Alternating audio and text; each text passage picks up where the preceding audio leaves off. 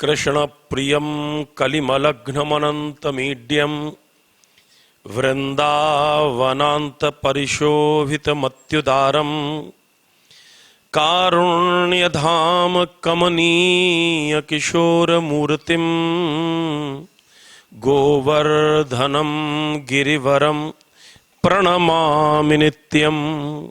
बोलो श्री वृंदावन बिहारी लाल की जय। सबसे पहले तो मैं भारतवर्ष के एवं समस्त विश्व में व्याप्त कृष्णोपासकों के लिए श्री कृष्ण जन्माष्टमी की नंद महोत्सव की हार्दिक बधाई देता हूं। तो श्री कृष्ण के इस दिव्य पावन जन्मोत्सव के समय मैं आपको समस्त कृष्णोपासकों को, समस्त सनातन धर्मियों को हार्दिक बधाई तो देता हूं, पर अब प्रश्न ये उठता है कि भगवद गीता के उस दिव्य गायक, गीत के श्रोता यानी गोपी गीत के श्रोता उस दिव्य श्री कृष्ण के जन्म को कब मनाएं। देखिए, प्रायः ये देखा गया है, लोगों के मन में भ्रम है कि 11 तारीख को मनाएं कि 12 तारीख को मनाएं, यानी कि 11 अगस्त को मनाएं अथवा 12 अगस्त को मनाएं। पंचांगों में दोनों ही चीज दी हैं, लेकिन इसमें सबसे प्रमुख बात यह है, एक स्मार्त पद्धति से है, एक वैष्णव पद्धति से पंचांग में उसका स्पष्ट विवेचन है। लेकिन मैं इस विवाद में न जा करके सीधे सीधे सुगम 2 सूत्र आपको निवेदित कर देता हूं विनम्र भाव से। पहली बात तो ये कि आप जिस गुरु परंपरा से जुड़े हुए हैं, अपने परम श्रद्धेय सदगुरु भगवान की आज्ञा मान करके जब गुरु स्थान पर जन्माष्टमी मनाई जाती हो, आप उस दिन मना लें। 2 मत माने गए हैं कि श्री कृष्ण जन्म के समय अष्टमी कब है। कुछ लोग उस तरह से मनाते हैं, लेकिन कुछ लोग कहते हैं कि उदयात में जिस दिन अष्टमी है हम उस दिन मनाएंगे। लेकिन मेरा इसमें एक और निवेदन है कि आप जहां रहते हैं वहां के मुख्य देवालय देवस्थान में जब मनाई जाती है आप उसे मना लें।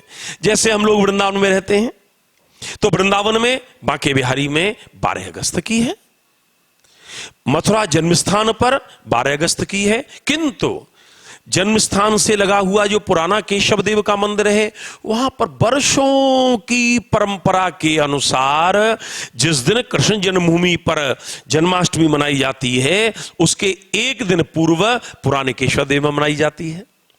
तो जो केशव देव के उपासक हैं वो एक दिन पहले मना रहे हैं, बांके बिहारी के उपासक हैं वो एक दिन बाद में मना रहे हैं। ब्रज में प्रायः 12 तारीख को मना रहे हैं। तो आप गुरु परंपरा से मना लें या देवालय परंपरा से मना लें, लेकिन मनाएं कैसे। हमारे ब्रज में हम बचपन से अपने घर में देखते चले आ रहे हैं कि यदि आपके घर में मंदिर में शालिग्राम विग्रह है तो आप एक खीरा ले लें और बीच में उसे थोड़ा सा काट लें, वो गर्भ का रूप हो गया, उसमें शालिग्राम विग्रह विराजमान कर दें और रात को 12 बजे उसे निकाल करके पंचामृत से स्नान कराएं। शालिग्राम विग्रह नहीं है तो आप रात को 12 बजे गोपाल जी का स्नान कराएं। विभिन्न पाकों को बनाएं, उस दिन व्रत जरूर करें। इसमें भी कुछ लोगों का यह मत रहता है कि जब श्री कृष्ण का जन्म हुआ तो व्रत करने की आवश्यकता क्या है। देखिए, हमको यदि इस भावना को समझना है तो 5246 वर्ष पुरानी पद्धति में ही हमको पहुंचना पड़ेगा।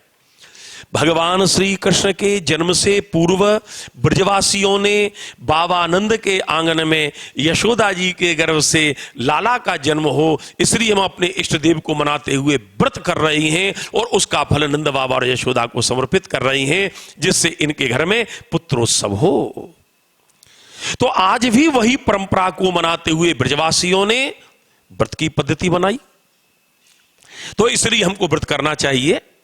और दूसरी बात यह है कि विभिन्न पाक, जैसे गोला का पाक है, मिंगी पाक है, आप खुआ की मिठाई है, आदि आदि पंजीरी है, धनिये की पंजीरी है, और पंचामृत से स्नान कराने के बाद में पुरुषूक्त के द्वारा आप भगवान श्री शालिग्राम जी का और गोपाल जी का यजन करें, पूजन करें। उसके पश्चात में आरती करें, परिवार में प्रसाद बांटें। हमारे यहां पर वृंदावन में ऐसे ऐसे देवालयों की अद्भुत पद्धति है कि बांके बिहारी की लीला अद्भुत है। साल में ऐसे ऐसे जो दिव्य लीला के प्रसंग है वो वर्ष में एक ही बार होते हैं।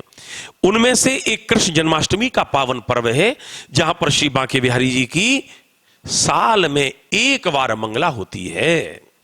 रात को 12 बजे का जन्म का काल है, उसके बाद पूजन आदि होता है और लगभग 2 बजे से 3 बजे के बीच में श्री बांके बिहारी की मंगला होती है। चरण दर्शन एक बार, झूले में एक बार, मंगला दर्शन एक बार। ऐसे ऐसे अद्भुत ठाकुर जी की लीलाएं हैं, बांके बिहारी की लीला।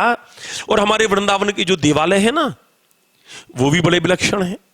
हर एक जगह की अलग अलग चीज प्रसिद्ध है। राधा रमण की कुलिया प्रसिद्ध है, रंगनाथ का कदम्भात प्रसिद्ध है, टटिया स्थान की अरवी प्रसिद्ध है, अपने रसिक बिहारी का बैंगन प्रसिद्ध है।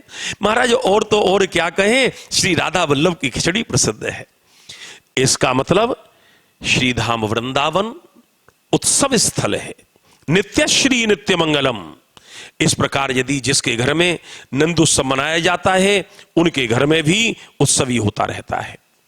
जिनके पुत्र आदिक नहीं है, वंश वृद्धि की जिनके मन में इच्छा है, तो श्रीमद् भागवत में जो कृष्ण जन्म से लेकर के रमा क्रीडम भून नृपो नंदोत्सव के जो 18 श्लोक हैं, यदि वो इसका पाठ निरंतर करता है तो भगवान श्री कृष्ण की कृपा से उस दंपति के वंश की वृद्धि होती है।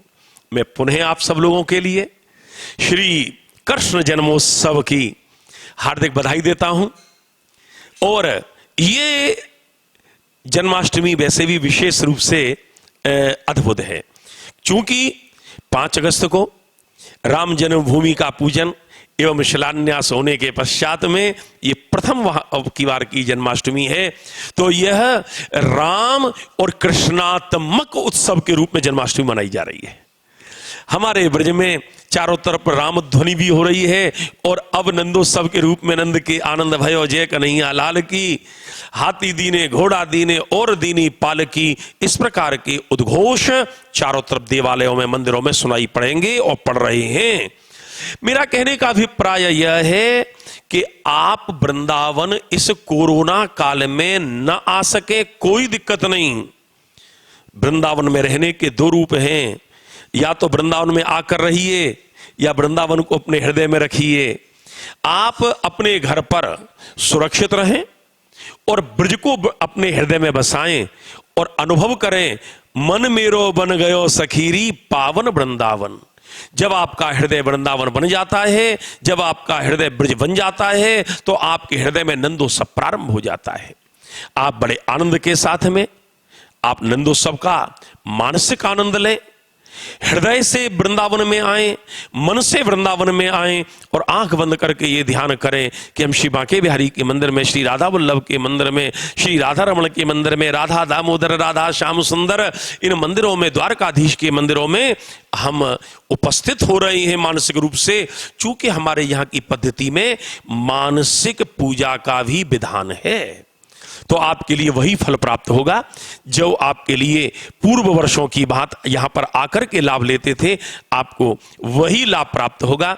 मैं इस श्री मंजरी चैनल के माध्यम से जो दर्शक देख रहे हैं, उनके परिवार की कुशल क्षेम की शुभकामना करते हुए गोविंद के चरणों में मैं ये प्रार्थना करता हूं और केवल एक ही मंगल कामना आपके लिए दे रहा हूं कि आप सभी स्वस्थ रहिए, आप सभी स्वस्थ रहें और आपका परिकर स्वस्थ रहे। जय श्री कृष्ण, जय श्री राधे।